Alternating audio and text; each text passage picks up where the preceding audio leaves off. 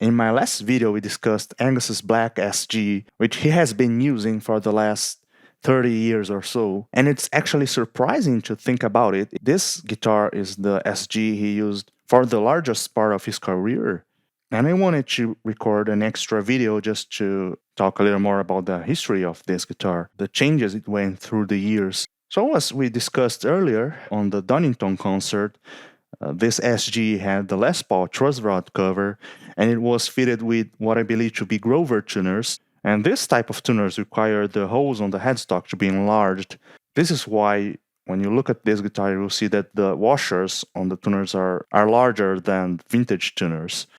And back then, it was also fitted with reflector knobs, which are the period correct knobs for early 60s SGs. Then, for the Ball Breaker tour in 95 and 96, it remained pretty much the same. It wasn't until the 2000s when they changed the tuners to the vintage style cloisons, and they also replaced the truss rod cover.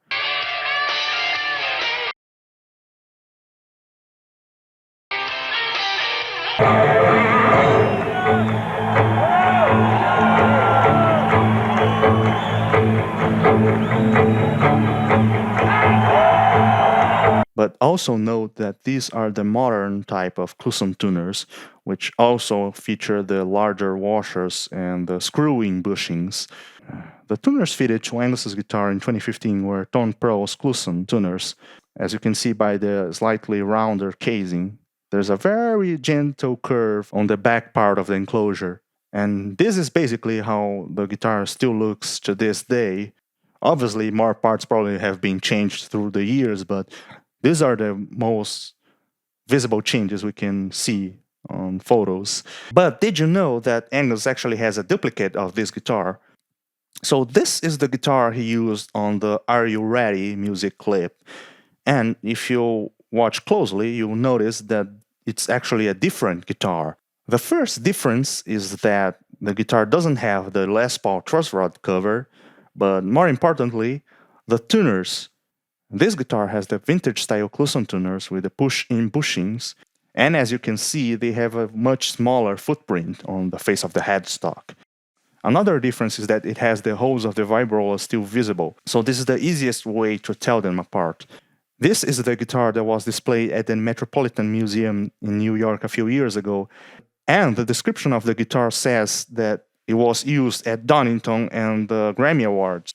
But this also seems to be not correct because the guitar he used both at the Grammy and on Donington was his #1 black guitar, the one that doesn't have the Vibrola holes. And also the serial number is different.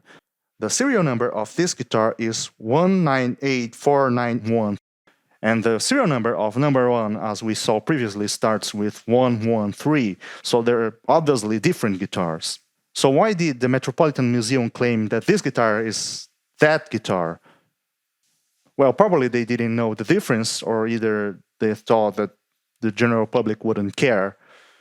They looked so similar after all. But anyway, this guitar was not used as often as #1. Actually, it was rarely used.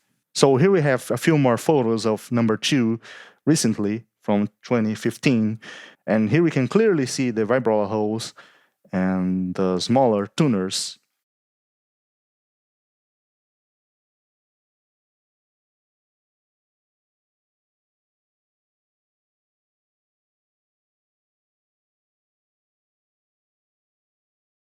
Another difference is that the #1 guitar has non-metal saddles, which are probably a tusk or a nylon,